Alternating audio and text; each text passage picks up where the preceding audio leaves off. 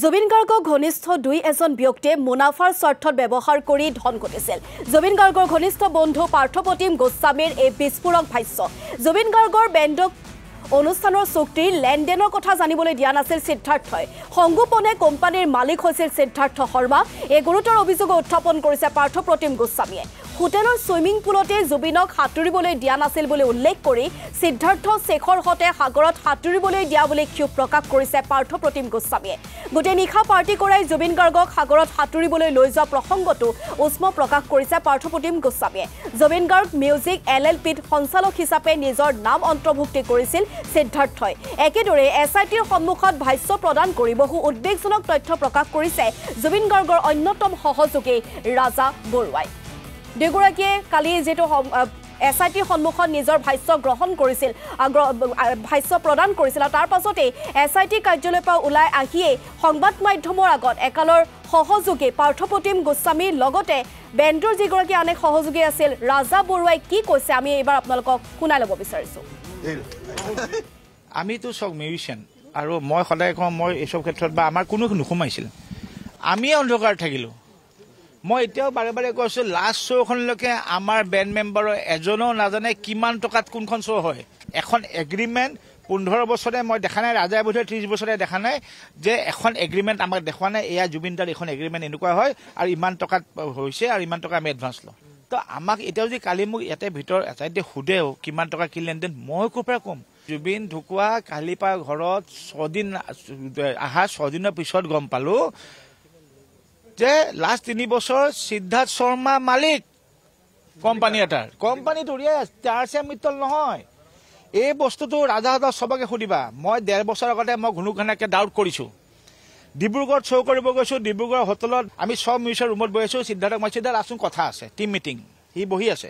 মই ষ্ট্ৰেট সিদ্ধাৰ্থ কথা এটা কওঁ পাৰ্টা কওকচোন তই আমাৰ বছ নেকি। সি তেতিয়াও বাৰে বাৰে মোক কৈ আছে নহয় টাৰচেম দাই বিজি কাৰণে মোক বাকীখিনি চাব দিছে টাৰচেম দাই আমাৰ লগত আছে।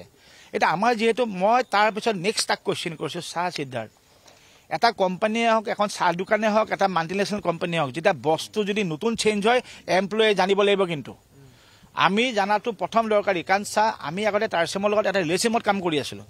তই এটা নতুন আমাৰ যদি মালিক হয় আমাৰ এটা নতুন নতুন ৰুলছ থাকিব না। আমি এটা আগৰ মতে নকৰোঁ। আমাৰ নতুন থাকিব আমাক এইটো লাগিব সেইটো লাগিব দিব বাহিৰত আপোনালোকে ভুল বুজি আছে।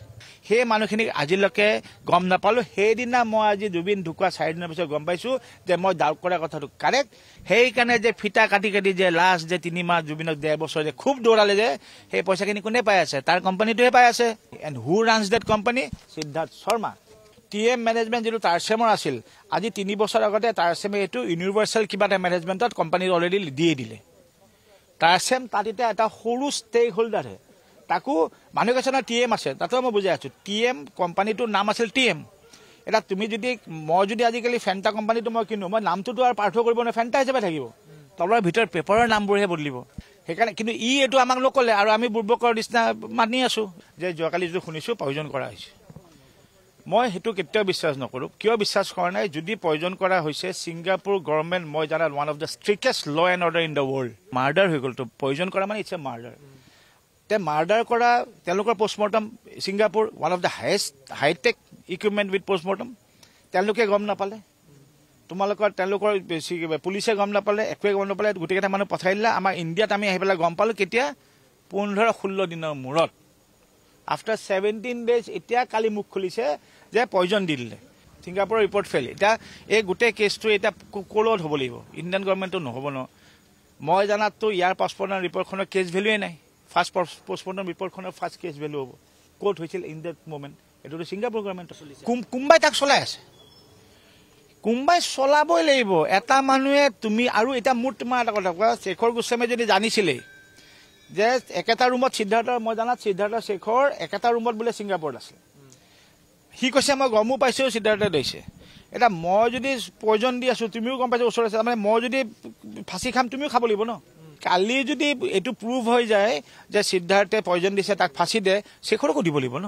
মোৰ মতে এটাই জানো মইতো প্ৰথমে এবাৰ কৈছোঁ স্ক্ৰিপ্টেড ছামথিং ইজ হেপনিং যিটো আমি আচল ইমান দিন মই চোৱাৰ পিছতো আচল কাহিনী গম পোৱা নাই। এতিয়াও কিয় আমাক দুবাৰ ভিডিঅ'টো দিয়া নাই। আমাক দুবাৰ ভিডিঅ'টো জুবিন গাৰ্গৰ দুটা ভিডিঅ' দেখিছোঁ, এবাৰ নাৱত ধৰিছে, এবাৰ উৎপলি গুচি আহিছে। ডুবিছে কোনটো ভিডিঅ'ত, কোনটো ফাৰ্ষ্ট ভিডিঅ', কোনটো ছেকেণ্ড ভিডিঅ' কোনো ক'ব নোৱাৰে। চবতকৈ বেছি জানিব লাগে জুবিনৰ কি বেয়া, জুবিনৰ কাৰণে কি ভাল, কোনে জানিব লাগে। আমিকেইটাও বাদ দিয়া, আঠা নিচিনাকৈ কোন দুটা থাকক, তহঁত দুটা সিদ্ধাৰ্থ আৰু শেখৰ। মই জুবিন গাৰ্গক যেতিয়াৰ পৰা চিজাৰ হৈছে, ফাৰ্ষ্ট চিজাৰটোতো মোৰ ঠাইতে মই থাকোঁতে চুৰ কৰিব যাওঁতে মোৰ হাতত দিছে। আজিলৈকে মই জুবিন গাৰ্গক এখন হোটেলত এটা চুইমিং পুলত নামিব নিদিলোঁ মই। আৰু তহঁতে গোটেই ৰাতি জুবিন গাৰ্গে পাৰ্টি কৰিছে, মানে ড্ৰিংক কৰিছে। জুবিন 8-9 ঘণ্টা নুশুলে জুবিন ফ্ৰেছ নহয়। সি নেক্সট যেতিয়া উঠি আহিব একদম ফ্ৰেছ হৈ উঠি আহে, কাৰণ শুব লাগিব, তোৰ ব্ৰেইনটো টায়াৰ্ড হৈ যায়। সেই মানুহটো গোটেই ৰাতি শুব দিয়া নাই, আৰু ৰাতিপুৱা ক'ত লৈ আহিলি সাগৰত সাঁতুৰিবৰ কাৰণে। তোৰ ফূৰ্তিটো কৰিবৰ কাৰণে জুবিনে বলি পাঠা বনালি নেকি? তহঁতো তাতে ফূৰ্তি দেখিছোঁ, ইমান মানে সাগৰৰ পৰাই বলিয়া হৈ গ'লি।